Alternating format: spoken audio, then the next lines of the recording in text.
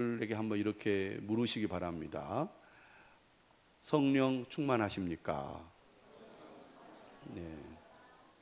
여러분 성령 충만하신가요?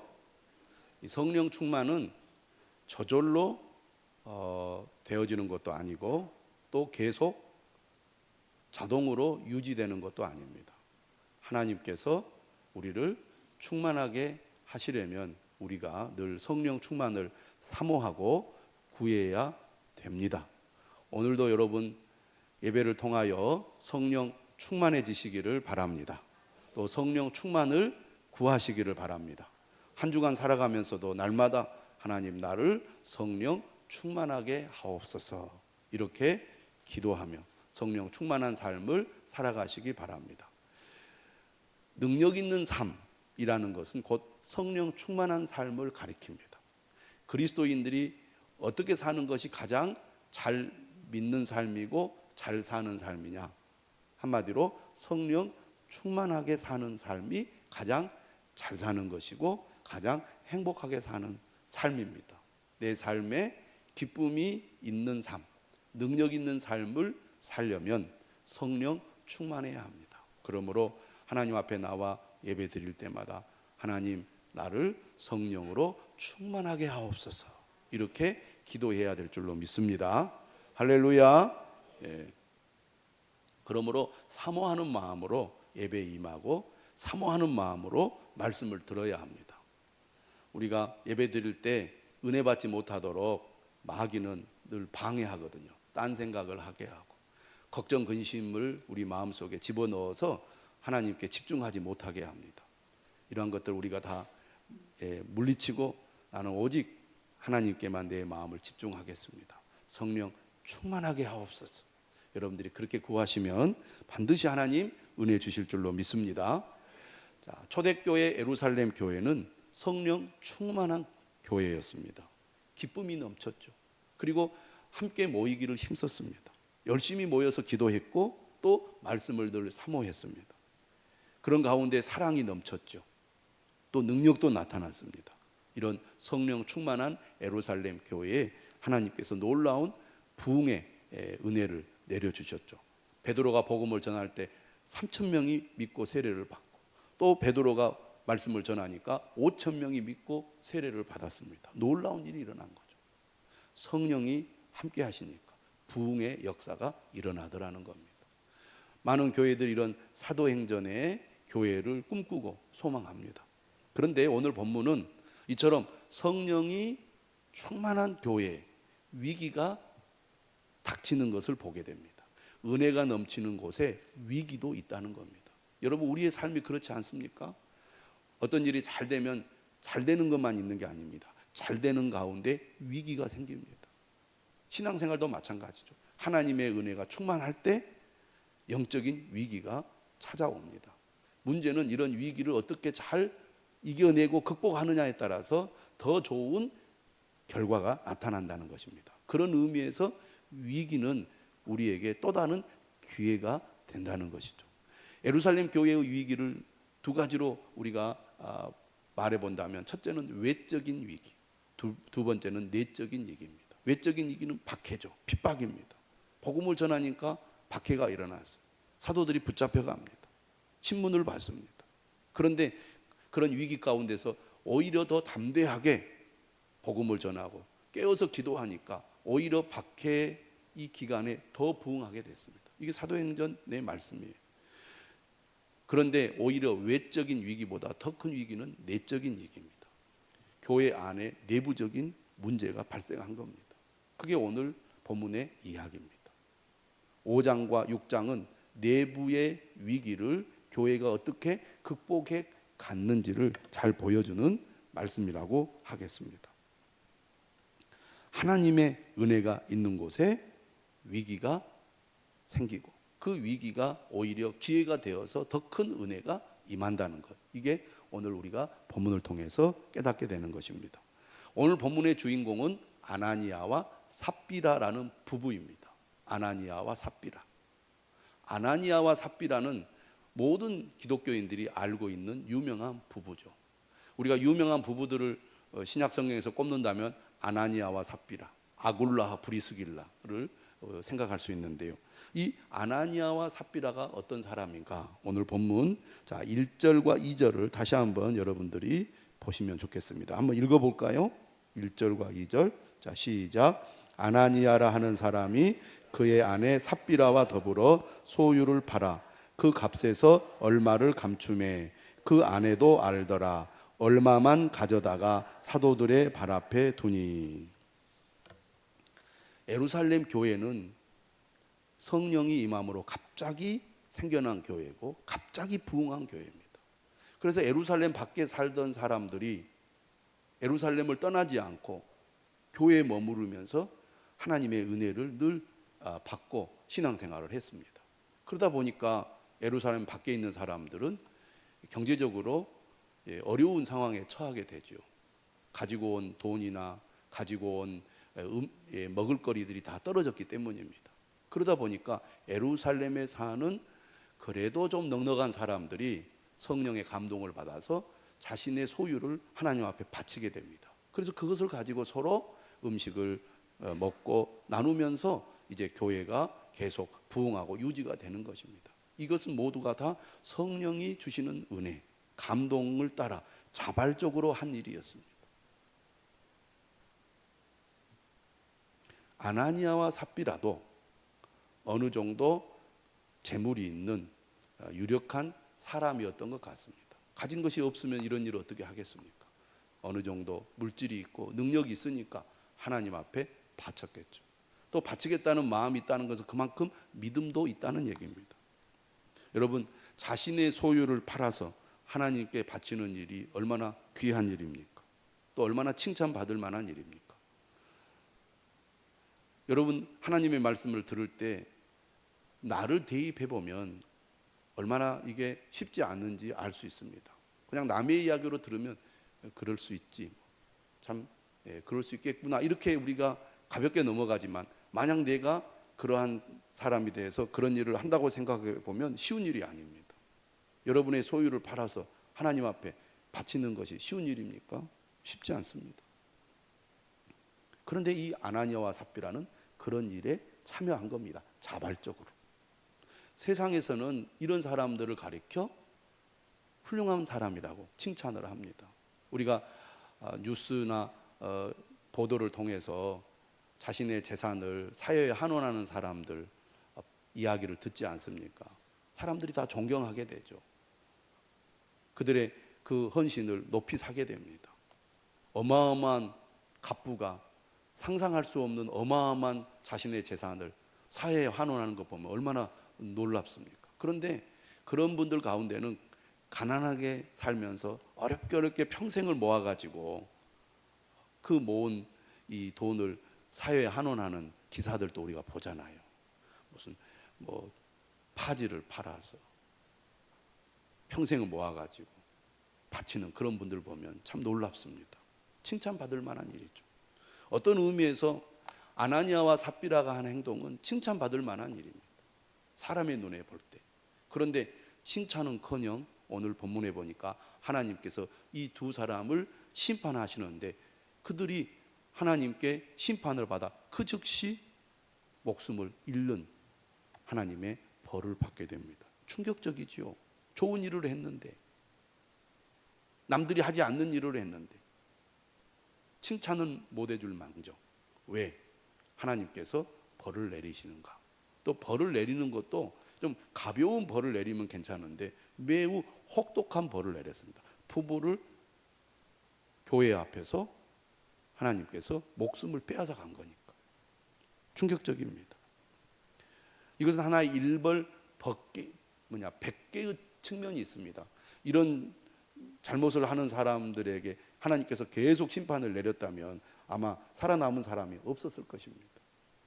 하나님을 두려워하지 않는 사람에게 하나님께서 벌을 내리신다는 것을 일벌백계로 보여주신 거죠. 자, 이 아나니아와 삽비라가 나름대로 재산도 있고 영향력 있는 사람인데 왜 하나님께서 심판하셨을까? 한마디로 얘기하면 하나님은 어떤 분이신가? 하나님은 외적인 행동보다 내적인 동기를 중요하게 보시기 때문입니다. 지금 예루살렘 교회는 신생 교회로서 성령의 은혜로 부흥하는 교회였습니다. 근데 이 교회가 하나님의 거룩함과 순결함을 지켜야 되는데 이 아나니아와 삽비라의 정직하지 못한 동기가 교회의 순수함을 훼손한다고 하나님은 보셨던 것입니다. 그럼 어떤 동기를 가지고 있었느냐? 첫 번째, 이 아나니아는 부러운 마음, 그리고 시기하는 마음, 그리고 존경받고 싶은 마음, 또 상대방에 대한 경쟁심이 그 안에서 발동을 했다는 겁니다. 배경이 궁금하잖아요. 오늘 본문 5장 1절 바로 앞에 36절, 37절 한번 보십시오. 자, 36절, 37절 읽어보겠습니다. 시작. 구브로에서 난 레이족 사람이 있으니 이름은 요셉이라. 사도들이 일컬어 바나바라, 번역하면 위로의 아들이라 하니 그가 밭이 있음에 팔아 그 값을 가지고 사도들의 발 앞에 두니라. 자, 누구입니까? 여기 나오는 사람의 이름이 요셉입니다. 근데 요셉을 가리켜서 누구라고 불렀어요? 바나바라고 불렀습니다. 이 바나바라는 뜻은 위로의 아들이라는 뜻입니다. 이 초대교회 유명한 인물이죠. 사도는 아닙니다. 또 7 집사가 6장에서 뽑히는데 그 중에 포함되지도 않았습니다. 그런데 이 사람은 매우 신실한 사람이고 예루살렘 교회에서 존경받는 사람이었습니다. 왜냐하면 예루살렘 교회가 안디옥 교회 사람을 파송할 때 누구를 파송합니까? 바나바를 파송합니다. 그리고 이 바나바가 얼마나 훌륭한 사람이냐면 사도 바울이 예수님을 박해하다가 부활하신 주님을 만난 이후에 변화가 되잖아요. 사람들이 다 믿어주지 않습니다. 그런데 바나바가 바울을 데리고 사도들에게 가서 이 사람이 진짜 변화되어서 예수님을 믿게 되었다는 것을 변호해 줍니다. 쉬운 일이 아니죠. 또 사도 바울이 길리기아 다소, 안디옥에서는 아주 멀리 떨어져 있는 곳입니다. 원래 사도 바울이 길리기아 다소 사람이거든요. 터키 중앙에 있습니다. 거기까지 가서 바울을 데리고 옵니다. 안디옥 교회로. 자신의 동역자로 삼고 바나바가 바울을 데리고 오는 것을 볼 수 있습니다. 그만큼 바나바는 사람을 세우고 돕고 위로하는 일을 열심히 하는 사람이었어요. 그런데 성령에 감동되어 자신의 재산을 하나님 앞에 바친 겁니다. 그래서 사람들이 그를 존경하고 칭찬하고 칭송을 했습니다. 그러한 바나바의 칭송이 부러웠던 것입니다. 그 칭송이 탐이 난 거예요. 여러분, 누가 열심히 잘해서 칭찬을 받고 존경을 받으면 부러운 마음이 들죠. 그리고 나도 저런 사람이 되고 싶다, 그런 마음이 드는 것은 자연스러운 것입니다. 거기까지는 괜찮습니다. 그런데 우리가 그러한 분들을 보면은 도전을 받아서 어떤 생각을 해야 맞습니까? 나도 저분을 진심으로 본받아야 되겠다, 그런 마음을 가져야 맞겠죠. 그런데 모방을 하는데 겉만 모방하고 속은 본받지 않는다면 이것은 잘못된 모방이 되는 겁니다. 다시 말하면 아나니아에게는 어떤 마음이 있었느냐? 자신을 드러내고자 하는 욕망, 인정받고 싶은 욕구가 강했다는 겁니다. 누구에게나 있는 겁니다. 하지만 믿음의 사람들은 이러한 욕망과 욕구를 경계해야 합니다. 왜 경계해야 합니까? 하나님이 다 알고 계시기 때문입니다. 하나님이 다 보고 계세요. 하나님은 우리 마음의 동기를 아십니다. 우리가 다른 사람이 모르는 가운데 선한 일을 할 때 하나님은 다 알고 계시는 거죠. 그걸 우리가 꼭 기억해야 됩니다. 그래서 정말 우리가 무엇을 중요하게 여겨야 되느냐? 하나님께 인정받는 것, 이걸 중요하게 여겨야 됩니다. 하나님은 무엇을 보신다고 했습니까? 우리의 내적인 동기를 보십니다. 그러니까 우리가 늘 하나님 앞에 깨끗하고 순수하게 나는 하나님의 영광을 위하여 이 일을 합니다 라고 내가 늘 하나님 앞에 나아갈 때 우리가 하는 모든 일들이 하나님 앞에 인정받을 수 있게 된다는 것입니다. 그래서 우리가 항상 물어야 돼. 무슨 일을 할 때 나는 하나님께 인정을 받으려고 하는가, 아니면 사람에게 인정을 받으려고 하는가. 나의 내적인 동기가 무엇인지를 스스로에게 물어야 합니다. 그러므로 믿음이 성숙해진다는 것은 단순히 어떤 행동이 그럴싸한 것으로 포장되는 게 아니에요. 신앙이 성숙해진다는 것은 내면의 동기가 그만큼 강해지고 깨끗해진다는 것을 의미합니다. 그런데 아나니아는 바나바의 영광이 탐이 났습니다. 여러분, 욕심을 부린다고 영광을 얻는 게 아닙니다. 진실한 마음으로 최선을 다하면 영광은 자연스럽게 따라오게 마련입니다. 바나바는 남들에게 보이려고, 남들에게 인정을 받으려고 선한 일을 한 것이 아닙니다. 그는 오직 하나님만을 바라보고 최선을 다해 그 일을 한 것뿐이에요. 그런데 그렇게 하다 보니까 자연스럽게 영광이 따라온 거죠. 사람들이 칭찬하고 존경하게 된 겁니다. 그런데 문제는 그렇게 얻게 되는 영광도 사람에게는 위험하다는 겁니다. 사람에게 칭송과 영광을 받게 되면 왜 위험한가? 하나님을 높이기보다는 나를 높이고 드러내려는 욕망이 더 커지기 때문입니다. 인간은 그만큼 죄성을 가지고 있고 그 본성이 악하기 때문에 칭찬받고 인정받고 존경받으면 나도 모르는 사이에 내 마음에 악한 생각이 더욱 꿈틀거릴 수밖에 없어요. 누구나 그렇습니다. 누구나. 그렇기 때문에 항상 조심해야 되는 것이죠. 예수님 하나님의 아들이십니다. 공생애를 시작하기에 앞서 40일 동안 금식을 했습니다. 사탄이 틈을 타죠. 예수님을 저 높은 곳으로 데려가서 뭐라고 말합니까? 뛰어내리라 그럽니다. 뛰어내려라. 네가 만일 하나님의 아들이거든 뛰어내려라. 너가 하나님의 아들이란 것을 과시해라, 그런 얘기입니다. 과시하라. 자기를 드러내라. 하나님의 아들. 예수님도 이런 유혹을 받았는데 우리는 더더욱 그런 유혹을 받지 않겠습니까? 아나니아와 삽비라가 얼마나 그런 욕구가 강했던지, 나도 바나바와 같은 영광을 얻고 싶다. 그 소중한 재산을 팔기까지 했어요. 그 영광을 얻기, 그 명예를 얻기, 그 존경을 받고자 하는 그 욕구가 자신의 소유를 팔게끔 만들었다는 겁니다. 그만큼 무서운 거라는 거죠. 그러므로 우리는 항상 깨어 있어야 합니다. 나를 죽이고 오직 주님이 나를 사로잡아 주님만 드러낼 수 있도록 늘 깨어 있어야 될 줄로 믿습니다. 헛된 영광을 구하지 말아야 합니다. 오직 하나님께만 영광을 돌려야 됩니다. 그래서 성령 충만함이 중요한 거죠. 나도 모르는 사이에 교만한 마음, 자기를 드러내고 싶은 마음이 늘 꿈틀꿈틀 일어나기 때문입니다. 자신을 쳐서 복종하지 않으면, 그리스도께 복종하지 않으면 누구나 그렇습니다. 특히 다른 사람들 앞에 노출이 심할수록, 목회자가 그런 사람이죠. 직분자가 그런 사람들입니다. 그러니 더더욱 깨어 있어야 돼요. 아나니아와 삽비라라는 이름이 등장하는 것은 그만큼 그 교회에서 유력한 인물이었다는 거예요. 자, 이렇게 바나바의 영광을 나도 얻고자 결단하여 자신의 재산을 팔았습니다. 하나님 앞에 바치려고, 영광을 얻고 싶으니까.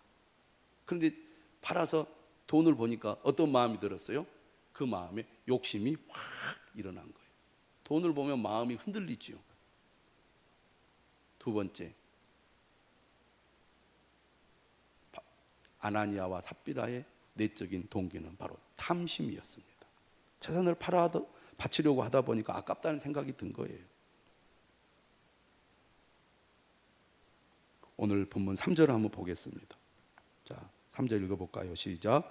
베드로가 이르되 아나니아야 어찌하여 사탄이 내 마음에 가득하여 내가 성령을 속이고 땅값 얼마를 감추었느냐. 4절도 읽어보겠습니다.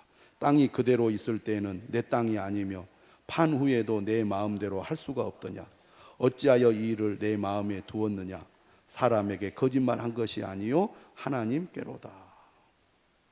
내적인 동기가 바르지 못하니까 재물을 보고 탐심이 생긴 거예요. 그 탐심에 누가 역사했어요? 사탄이 역사한 것입니다. 그러니까 우리가 어떤 마음을 가지고 있느냐가 참 중요해요.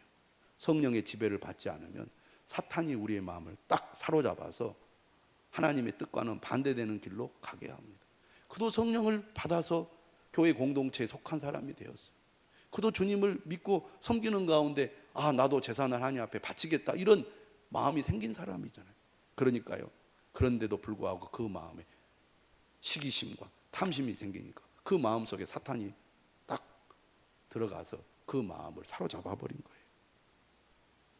사탄이 내 마음에 가득하여 내가 성령을 속이고 땅값 얼마를 감추었느냐.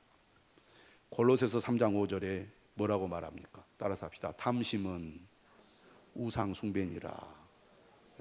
오직 하나님만 섬겨야 되는데 탐심이 곧 하나님의 자리를 차지했다는 거예요. 그러므로 사도 바울은 디모데전서에서 이렇게 얘기를 합니다. 유명한 구절이죠. 6장 10절. 돈을 사랑함이 일만하게 뿌리가 되나니 이것을 탐내는 자들은 미혹을 받아 믿음에서 떠나 많은 근심으로써 자기를 찔렀도다. 돈을 사랑하는 것이 일만하게 뿌리가 된다는 거예요. 악의 근원이라는 것이죠. 여러분, 모든 좋은 은사는 하나님으로부터 오는 것입니다. 하나님이 우리에게 생명도 주시고 건강도 주시고 복도 주시는 거예요. 그러면 우리가 하나님의 복을 누리려면 하나님의 뜻을 따라야 되겠죠. 그런데 우리가 하나님을 따르기보다는 오히려 돈을 사랑하는 사람이 되면 결국 하나님의 복이 끊기게 되는 거예요. 심지어 돈을 사랑하는 게 얼마나 위험하냐고 말하냐면 이것을 탐내는 자들은 미혹을 받아 믿음에서 떠나 이렇게 되어 있습니다. 돈을 사랑하다 보면 결국은 믿음에서 떠나게 된다는 것입니다. 그렇기 때문에 사도 바울은 6장 17절 이하에서 돈을 사랑하지 않기 위하여 이렇게 해야 된다고 가르칩니다. 내가 이 세대에서 부한 자들을 명하여 마음을 높이지 말고. 돈이 많아지면요 나도 모르게 교만해져서 내가 하나님이라도 된 것 같은 착각을 하게 돼요. 정함이 없는 재물의 소망을 두지 말고 오직 우리에게 모든 것을 후히 주사 누리게 하시는 하나님께 두며. 돈을 사랑하지 않기 위해서는 정함이 없는 재물에 소망을 두지 말라는 것입니다. 재물은 있다가도 없어져요. 그렇잖아요. 아무리 많이 모아도 한순간에 사라질 수 있는 게 돈입니다. 그래서 결코 재물에 소망을 두지 말고 우리에게 모든 것을 후히 주사 누리게 하시는 하나님께 두라는 겁니다. 그래서 우리는 늘 하나님께 소망을 두고 살아야 될 줄로 믿습니다. 하나님의 말씀에 귀를 기울이고 하나님께 나와 기도하고 늘 하나님의 은혜 아래 거하여 하나님이 인도하시는 그 삶을 살아가려고 힘쓸 때 하나님이 우리에게 모든 것을 후히 주사 누리게 할 줄로 믿습니다. 돈을 쫓아가면 오히려 망하지만 하나님을 따라가면 오히려 하나님이 우리에게 복을 주신다는 거예요. 그게 하나님의 원리입니다. 그래서 6장 18절 이렇게 말합니다. 선을 행하고 선한 사업을 많이 하고 나누어 주기를 좋아하며 너그러운 자가 되게 하라. 하나님이 은혜와 복을 주실 때는 여러분 욕심을 부리고 돈을 사랑하라고 주신 것이 아니라 선을 행하고 선한 사업을 많이 하고 나누어 주기를 좋아하는 사람이 되라고 우리에게 물질의 복을 주신다는 것입니다. 그렇게 할 때 우리가 탐심에 사로잡히지 않는 사람이 될 수 있다는 것이죠. 예수님께서도 마태복음 6장 19절 이하에서 뭐라고 얘기합니까? 오직 너희를 위하여 한 보물을 하늘에 쌓아두라. 너희를 위하여 보물을 하늘에 쌓아두라. 여러분 스스로에게 물어보십시오. 나는 하나님을 섬기고 있습니까? 돈을 섬기고 있습니까? 나는 하나님을 섬기는 사람입니까? 아니면 돈을 섬기는 사람입니까? 하나님이 가장 싫어하는 게 우상 숭배잖아요. 하나님과 재물을 겸하여 섬길 수 없다고 분명히 말씀하셨습니다. 여러분, 그런 의미에서 그리스도인들에게 헌금 생활은 매우 중요하다고 할 수 있습니다. 왜냐하면 헌금을 통하여 우리의 마음이 그대로 드러나기 때문입니다. 성령 충만이라는 것은 한마디로 하나님의 지배를 받는다는 것을 의미합니다. 하나님의 통치를 받는다는 것이죠. 어느 영역에서 하나님의 통치를 받는다는 것입니까? 내 삶의 모든 영역에서 하나님의 통치를 받겠다는 것이죠. 그렇다면 헌금 생활이란 무엇을 의미합니까? 나는 물질의 영역에서 하나님의 통치를 받겠다는 것입니다.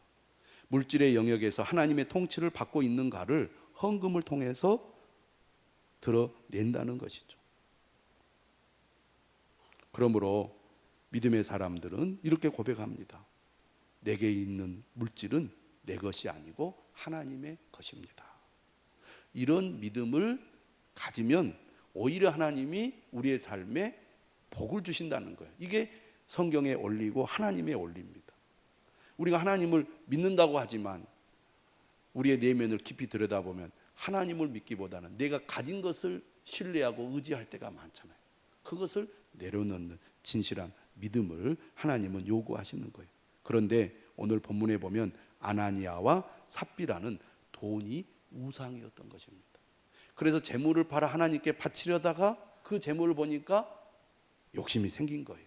그래서 일부를 숨겨두고 하나님 앞에 나머지를 바쳤는데 가장 큰 문제가 뭡니까? 바로 거짓말입니다. 안 바쳐도 돼요. 안 팔아도 됩니다. 일부만 바쳐도 돼요. 오늘 본문 4절에 보면 그것은 베드로가 말한 것처럼 아나니아와 삽비라가 자유롭게 결정할 일입니다. 재산을 팔라고 강요하지 않았습니다. 전체를 바치라고 요구하지도 않았어요. 본인이 자발적으로 한 겁니다. 일부만 바쳐도 돼요. 문제는 일부를 바치면서 다 바쳤다고 거짓말을 한 것이 하나님 앞에 큰 죄가 되었다는 것입니다. 그래서 오늘 본문에도 뭐라고 말합니까? 3절에도 네가 성령을 속이고 땅값 얼마를 감추었느냐 그랬어요. 그리고 4절에 이렇게 말합니다. 사람에게 거짓말이 한 것이지 아니요 하나님께로다. 이 본문의 사건을 말해주는 이 감추다는 단어, 속이다는 단어가 구약에 어디에 나오냐면 여호수아 7장에 나옵니다. 이스라엘 백성들이 드디어 가나안 땅에 들어갔습니다. 하나님이 약속하신 땅을 이제 차지하려고 첫 번째 전쟁을 벌인 겁니다. 바로 여리고 전쟁입니다.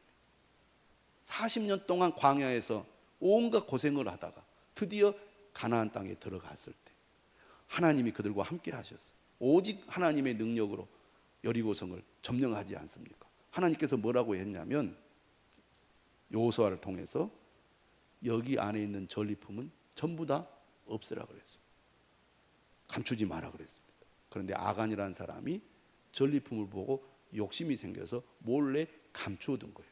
그래서 두 번째 전쟁인 아이성 전투, 불과 여리고에 비하면 작은 성인데 전쟁에서 패배합니다. 바로 이 아간이 범죄를 했기 때문이죠. 그래서 여호수아 7장 11절에 이런 말씀이 있어요. 이스라엘이 범죄하여 내가 그들에게 명령한 나의 언약을 어겼으며 또한 그들이 온전히 바친 물건을 가져가고 도둑질하며 속이고 그것을 그들의 물건들 가운데 두었느니라.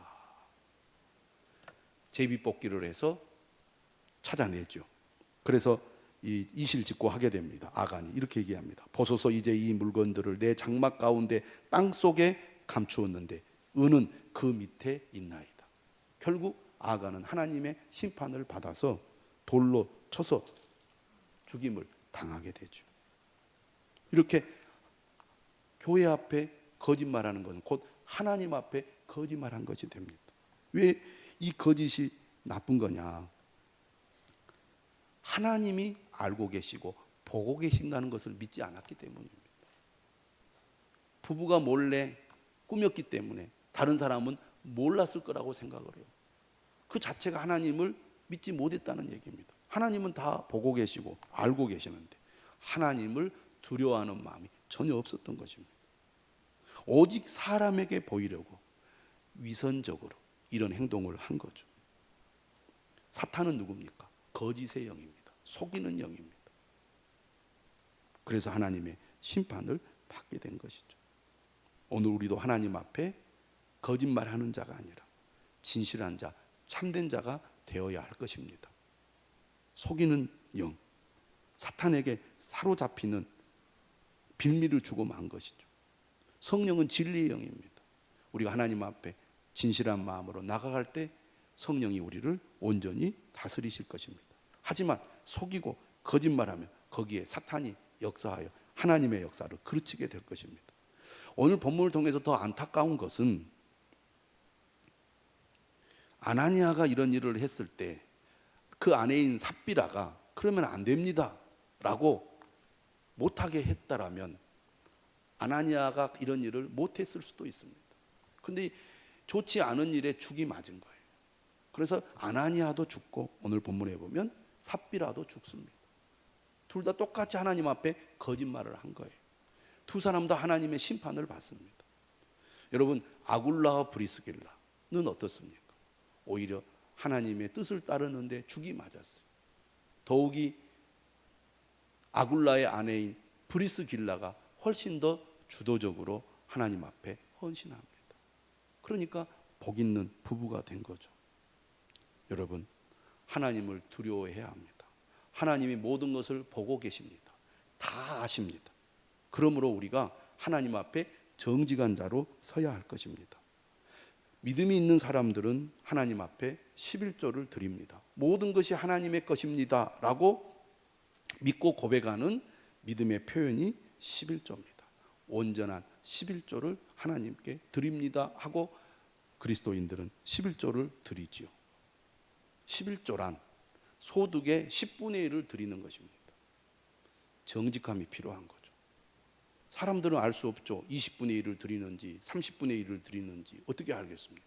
하나님은 다 하신다는 것입니다. 정직한 마음으로 하나님께 나아갈 때 하나님께서 우리에게 은혜와 복을 주실 줄로 믿습니다. 이런 거짓의 영을 물리치고 내부적인 위기를 해결했을 때 오늘 본문 5장에 보면 예루살렘 교회가 다시 부흥하게 됩니다. 5장 14절에 그러죠. 믿고 주께로 나아오는 자가 더 많으니 남녀의 큰 무리더라. 우리도 외적인 위기, 내적인 위기를 잘 극복하여 하나님이 우리 교회 또 우리 성도들의 삶에 더 큰 은혜와 부흥을 주시기를 주님의 이름으로 축원합니다.